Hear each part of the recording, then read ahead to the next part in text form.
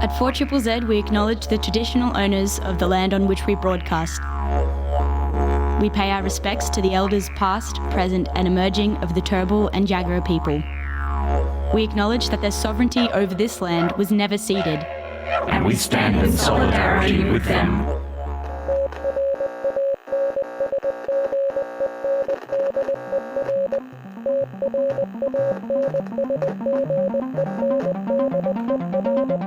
You're listening to Transmission on 4ZZZ, amplifying the trans and gender non-conforming voices of Brisbane and beyond.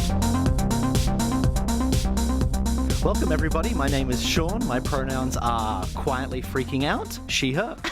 And I'm Ez, and my pronouns are he, him, and I'm just watching you. I'm making sure you're alright freaking out over there. Ez, why don't you tell everybody why I'm freaking out? You're freaking out because you're in the hot seat pushing all the buttons today, and I'm just witnessing it. Yeah, ladies and gentlemen, those both and those neither, your dear abomination about town is currently operating a radio station, and this is a very new experience for me, so it's a little bit unusual. We've given the trans woman too much power. I know, right? That's like, I'm going to assemble the Council of Trans Women to take over the world and do all governance. And all politics is going to be let's not go down that path. Someone will use it against me. Political anarchy ensue. So, Ez, do you want to do that little welcome to country? Yeah, I'd like to Acknowledgement of country, I should say, rather. Yeah, well, yes, that one. I would like to acknowledge the traditional owners of the land in which 4ZZZ broadcast on, which is the Turrbal and Jagera people. Sovereignty was never ceded, and always was, always will be Aboriginal land. We also know here at on Transmission, like all of us at 4ZZZ, that, you know, Indigenous cultures have been bending gender a lot longer than we have, and a lot longer than we know, and we'd like to acknowledge that as well. So, yeah, Transmission. Yeah, shout out to all the Indigenous trans folk who are tuned in. Thank you, we love you. Thank you for having us here on your land. Yeah. So we've got a couple of events coming up in the next week or so. Ez, we do. So this Friday is Bones Queers to the Front party at the Brightside, which is starting at. Really good to have the link open as there we go. That's all right. Do you want me to vamp for a little bit? No, I got it. It's this Friday, 12th of April from 8 p.m. Australia's alternative queer party Bones presents Queers to the Front tour featuring Art Simone, which is RuPaul's Drag Race, The Beautiful Monument, Ruby Slippers, and many more. Bones celebrates and brings together many members of the LGBTQIA+ community and allies in a high-energy event with a unique punk rock sensibility featuring Australia's best alternative bands, drag, burlesque, sideshow, and DJs. So you better check that one out. You can grab tickets from OzTix, and we'll check them up on the Transmission socials as well at Trans Radio with a Z. And we also have another event, more on the activist space, from Trans Health Research, who are delighted to host a free online webinar on Friday, the 26th of April, from 12 p.m. Australian Eastern Standard Time. It goes for about half an hour. So it's about researchers leading Transform project. The project will provide an overview of the research, recent mental health findings, and real-world impacts of that research, and will introduce the third biannual Trans Mental Health Survey. The survey will launch in May 2024. So, yeah, we'll check that one out as well. Pop that up on the Transmission socials if you'd like to know more about that and how you can access that free webinar. So, yeah. Wonderful. Thank you, Ez. And before we kick into the rest of the show, you know, like a mullet, business at the front, party at the back. That's the vibe around here. I just wanted to quickly talk about April Atonement and subscriptions. I've been thinking about this for actually a couple of weeks now. And, you know, I love hearing all the announcers talk about why people should subscribe. But there was a thing that really spoke to me personally that I was thinking about, that subscriptions... By last count, correct me if I'm wrong here, Ez, only around about 2% of listeners are actually subscribers. Yeah, around 2%. Could be 1%, could be 3%. Still pretty low. So, yeah, look, and it occurs to me that while that is low, there is actually something really important happening there, in my mind. Because we talk about subscriptions in regards to what you get. Oh, you get discounts, you get this, you get that. There is something else that you get out of it, I think. You get to give something, because there are a whole range of people in our community who are not in the position to subscribe. They don't have the $70 a year for a full subscription. You know, they may be people without wage. They may be people living with disabilities. They may be people who are incarcerated, and their financial circumstances prevents them from contributing to something that is for them. This station is about connecting and amplifying the voices of our local communities. And so those of you out there who are subscribers and are considering subscribing, I want to remind you that you doing that provides for someone else. Your support of this station enables it to continue for those who are not able to contribute. That's a really good point. Yeah. That's a really good point, especially because, you know, not everyone, like you said, is in that position to do so, but maybe you are, and maybe you already got a subscription, but maybe you'd like to donate. Exactly, exactly. It is a model based on giving and supporting the person next to you, and the person next to you, and the person next to you, and so on and so forth down the line. Like we said, only about 2% of subscribers, 2% of listeners are subscribers. And they are a group of people, they are a cohort of supporters to this station and this community who are doing a whole bunch of heavy lifting.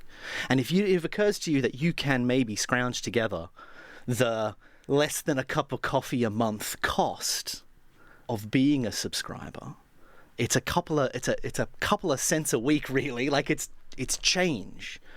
It's small change that you could contribute to being a subscriber. And then you'd be full of warm inner glow. Yeah. And yes, there are a whole bunch of communities and businesses that you get discounts on, and that you know that you're a part of something, but you also get to know that you are a part of ensuring that someone else who cannot do that they get to continue to be represented here. Yeah, that's it. And because it's April Atonement, and we're reminding you that it's a good time, you also could win prizes. So I do love a cheeky prize. Yeah, if you like prizes, you should totally you should check it out. They've got New Farm Cinema with retro screenings with a series gold card. You've also got Big Fork Theatre with a golden ticket. Felons Brewing Co. is providing a drinking experience with, a tour of the space and everything as well. A guided tasting experience and lunch for $4. Damn. I want some of these prizes. BrizFest is offering up a VIP Riverfire package, which is just awesome. If you're a big fan, it is magnificent. I spent a lot of time hanging out with the Brisbane Festival crew. It goes off. It's genuinely hectic. I mean, like 500,000 people descend upon South Bank. That's true. It's true. It's huge. And being in the cordoned off area, with all the other sponsors, donors, artists, staff, it's a hell of a time. Food and beverage. Yeah, you also get fed. It's pretty hectic. The team over there that organises all of that stuff is wonderful. There you go. Put in for that. Or if you're into fitness and not drinking and partying on Riverfire, you could get, a subscription at an annual subscription at Jets Fortitude Valley, which is amazing. Or you could win one of many $500 tattoo vouchers for Oracle Tattoo, which is in West End. Nice. Over there recently, and I just love their studio. Such nice people. So lovely. Subscribe to 4ZZZ, win prizes, warm in a glow, support the person next to you. Hey there, welcome to 4ZZZ. You've tuned in just in time. You're listening to our annual month-long subscriber drive, April Atonement. We're taking the moment to celebrate keeping the station alive and to ask all our listeners, hey, do you want to keep us on air a little longer? Or a lot longer? Go ahead and subscribe this April Atonement and you'll go into the draw to win one of our awesome prizes. Plus, you'll get a hefty dose of warm inner glow. So come chill with us. Head to 4zzz.org.au now.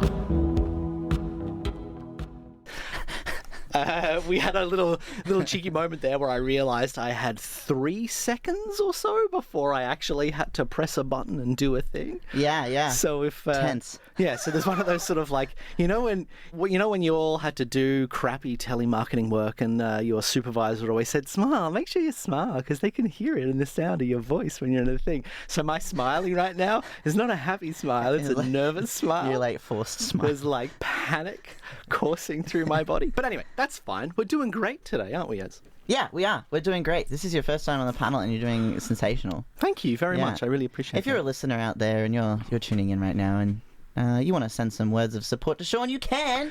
Yeah. My girl Salty sent through a text message, telling me that I'm going to be great. Salty's the best. Yeah. Oh. Salty is the best. Brightside Cowgirl is amazing. If you want to send through a message of support saying language warning, don't fuck it up, Sean. You can do that on 0420 626 733. Yeah, that's nice. And again, language warning, you could send me a be less shit. That'd be nice. That'd be funny. No one would know. No one would know. You're doing so great. I'm doing so great. It's seamless. Yeah. Who's going to know? What are we talking about today? Well, today, you and I had been chatting recently about dysphoria, because I find it really interesting about the way in which gender dysphoria for you exists versus how it exists for me, and how there's a whole bunch of overlap and a whole bunch of things different. Mm-hmm. So for anyone who doesn't know or doesn't regularly listen to Transmission, I am a trans mask person, and I use he, him pronouns. It means that I was born assigned female at birth, and then later in my life I have discovered that's not true. I don't want to be assigned that. So I'm mixing it up. Yeah, and similarly, I was assigned frustrating at birth. Sorry, I was assigned male at birth and continued to be that for quite some time. Frustrated, and transitioned later in life. I've lived many decades pretending to be a man. So like what we did was like as I was going one way across the binary quote unquote spectrum, we high-fived in the middle. Yeah. There was a yo.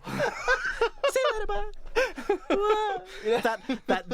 that meme of Elliot Page and that guy from Umbrella Academy as they drive past each other going, yes. What? Wait, what the heck is that guy? That is absolutely what Ez and I did. It was wonderful.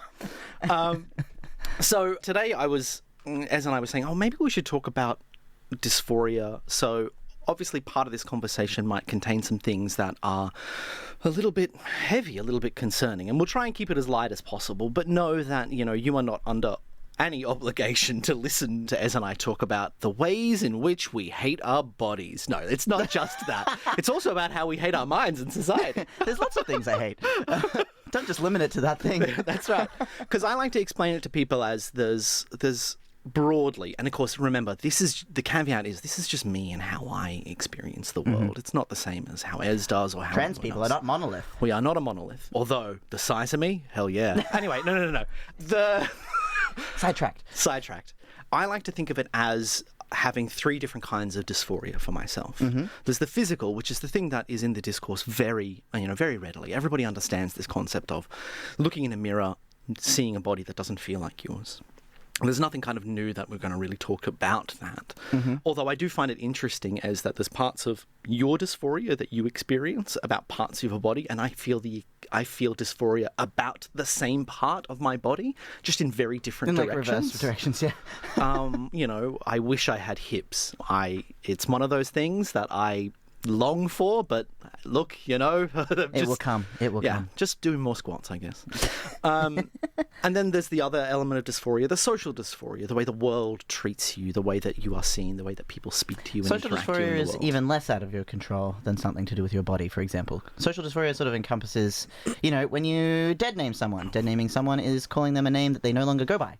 That doesn't have to be a trans person thing. That can just be a people thing. Yeah. But yeah, calling someone a name that they don't want to be called, as well as misgendering them. So using pronouns that they don't prefer, or referring to someone using descriptors or adjectives or ways that don't align with how that person presents can also be a way of that's social dysphoria. And the flip of social dysphoria, I think, is really easy to define. I think about the social euphoria I experience when I go into a shop and the shop girl is like, "Oh, hey, honey," and I'm like, "Hi, how you doing?" And it's really wonderful. It's really easy to see, like, oh yes, this is the thing that should be present in the world, and it is the absence of this kindness and compassion that really sits in the place of what social dysphoria is. And the third thing that we're going to talk about that I really struggle with is the concept of mental dysphoria. The concept of mental dysphoria. Right? Because we're going to do a little bit of digging into this, and there's a whole lot of self-saboteur brain things that I'm going to talk about here, and Ez is going to be like, nah, not real,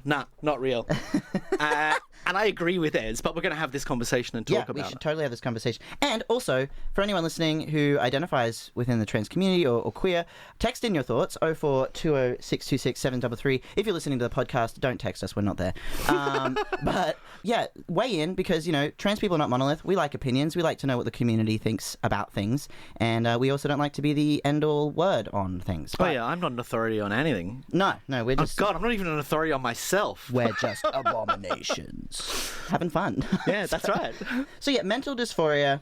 How you should start this. How would you describe what mental dysphoria is? So I think about the concept of mental dysphoria, and like I said, caveat, this isn't actually a real bloody thing. It's just a way that my internal self-saboteur... I think we've all been through this as trans people, though. So, yeah. The idea that I have lived so many decades as a man, and that who I am as a person has been so irreparably changed, that the grooves in the record of my mind have been so worn in about mental processes of the way a man would think and approach a situation. And we all know the really common garden variety things, like your partner tells you, oh, this is a bad thing that happened, and you instantly switch to problem-solving mode instead of compassion and sympathy mode. Mm-hmm.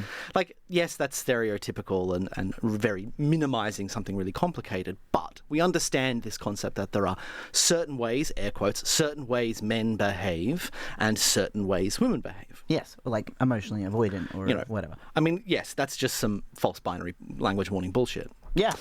And so what I would refer to as mental dysphoria sits in that place where no matter how much I change my body, no matter how much great work the pills are doing, and they are doing great work, no matter how much the world treats me with kindness and compassion, no matter how many shops I go into and the shop girl says, oh, hey, honey, I am still going to feel as though this mind is a man's mind and I can't escape it. Yeah, right. Because I react to certain things how I've always reacted to them. And when you say things like that, it makes me think about how, in the reverse for me, is it's like, I was raised as a woman, and then I have been taught to experience the world and react to the world as a woman. So then, now that that's no longer the way that I present and the reality for me, I still have, ways in thinking that would be considered, quote unquote, like a woman, whatever that means. Can I give you an example of that? Whatever that means, and this is what I want to pull apart with you. Can I give you an example of that I've seen you do? Okay. I probably should have asked you, can I talk about this? Oh no, here we go. Yeah, no, whatever. You remember that? Remember we were in the valley a couple of weeks ago, and we were walking down that street, and there was those guys, and they were hollering? Oh, yes, yeah.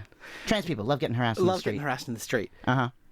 Ez, I love it so much. Your energy in that moment was the energy of... Are you okay with me doing this? Yeah, go for it. Go for it. Was the energy of...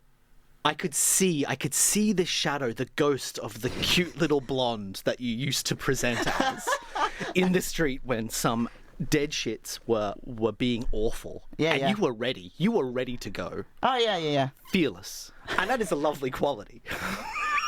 Well, because, the reality is a lot of those people, I also felt confident because I had, a 6'3" trans Amazonian standing next to me, so I wasn't too scared. There was that. But that was quite a nice moment where, they were hollering at Ez, and they were like, oh, we're going to bash you. And I'm like, pash me? You want to pash me? Oh, honey. No. They wanted to bash us. Oh, they wouldn't cross the road there. They wouldn't cross. No. They're all talk. They want to stir things. They want to, make it fun. But I felt...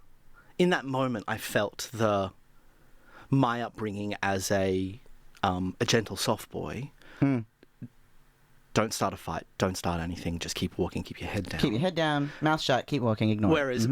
Whereas you had the, I'll eat him alive. He better not dare put hands on me. Well, look, and that's. I don't know if that's more of... I mean, it could be related to, parts of my brain, but mostly... And look, actually, wait, no. I can link this. This is a really good point. No, this is a good point, because while we could easily categorize those two qualities, the gentle soft boy who doesn't want to start anything, and the furious... lesbian. Unrelenting, will not give ground lesbian, as being gendered... They're not, right? By virtue of the fact that they're not. Anyone can do that.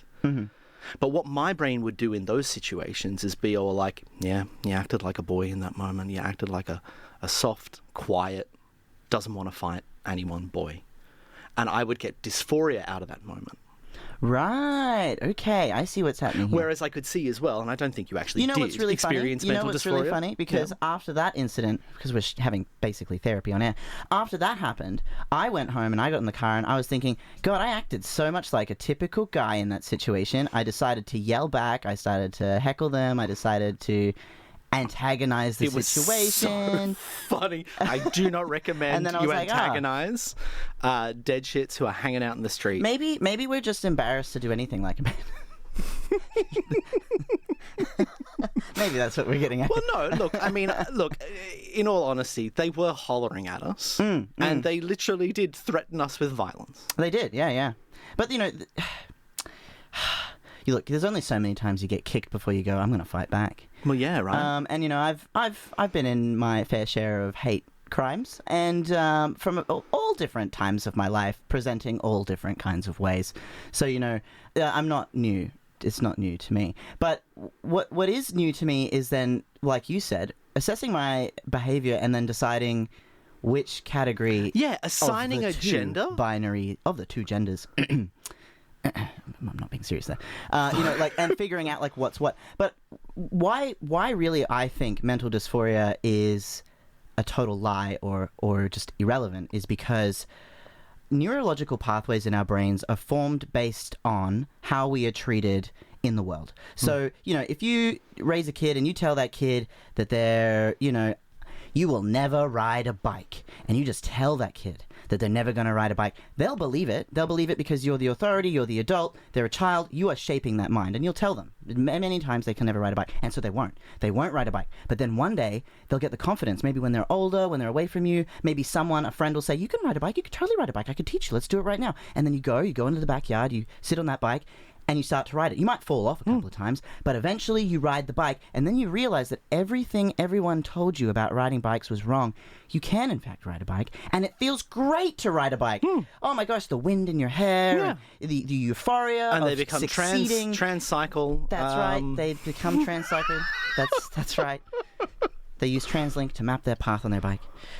Every time I see TransLink, and I'm like, are you telling me this link is trans? Yeah. Every time. Every time. But what I'm trying to say is that we only believe the things that we believe about ourselves, and this goes for anyone, because we've been told, because we've been conditioned, because of our environments, because of society, because of generational things, and that applies same to our brains. Our brains, as trans people, we have been conditioned to believe that our behavior is this way, but you know why you are not a man, Sean? You know why you're not a man? Because despite all of that conditioning, despite all those years of being told, this is who you are and how you are, you transitioned anyway, because you're not. Because even though that those neurological pathways are ingrained in our brain, both of us, all trans people, particularly if you've lived and presented as a gender that you're not for so long, you are defying all that by existing anyway, because that's trans people. We have existed always was,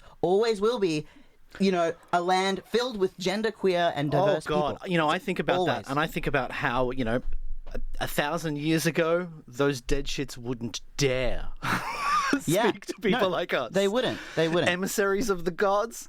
Yes. You'd be like, Dionysus? I will smite you. Yeah.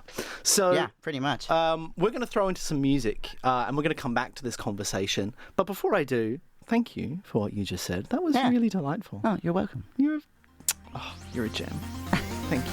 Amplifying the voices of the trans and gender non-conforming community of Meanjin, Brisbane and beyond.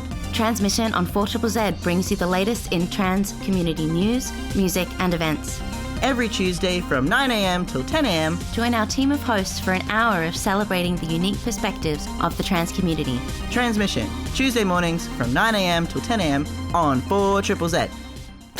We've had a couple of developments while we've been sitting here. There's been some subscribers. I want to do a shout out to Emily in Highgate Hill. My darling, thank you. You are magnificent.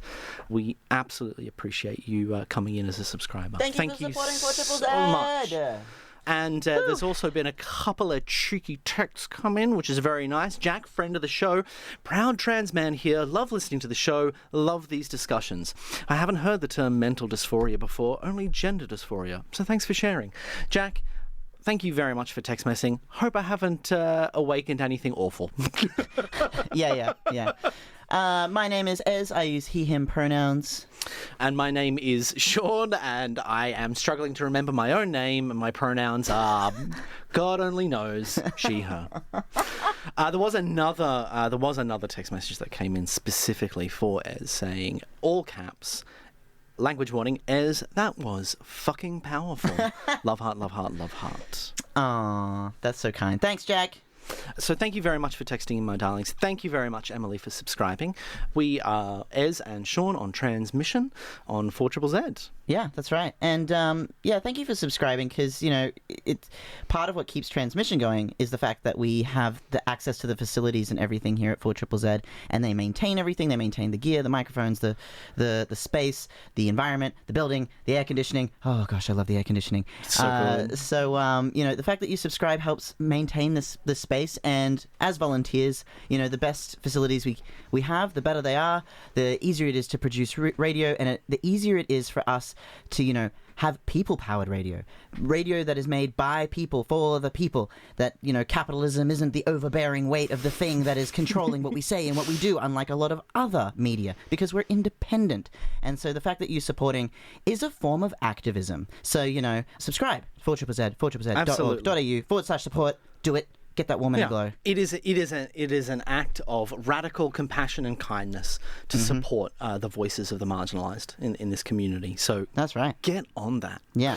We were talking about different kinds of dysphoria earlier, and just to continue that conversation a little bit, and just to dig in slightly there, Ez said some very kind things, which was really nice. Basically, I said, if you have, if you're thinking that you've been taught that you're this way your whole life, and then you change, you're allowed to change, because you are defying the thing that you have been told your entire life. Just like a lot of people in lots of forms of marginalization have been told that they are one way and they are to be oppressed or for whatever reason, and they rise up no matter what, even if it's intergenerational oppression.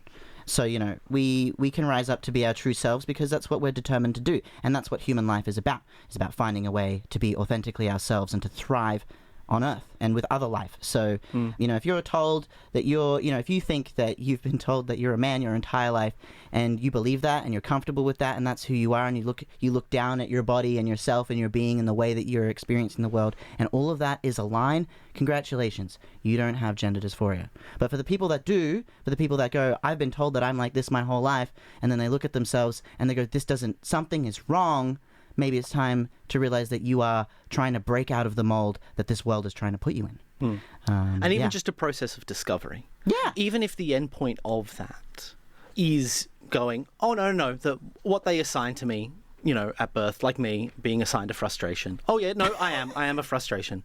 That is reasonable. That is allowed.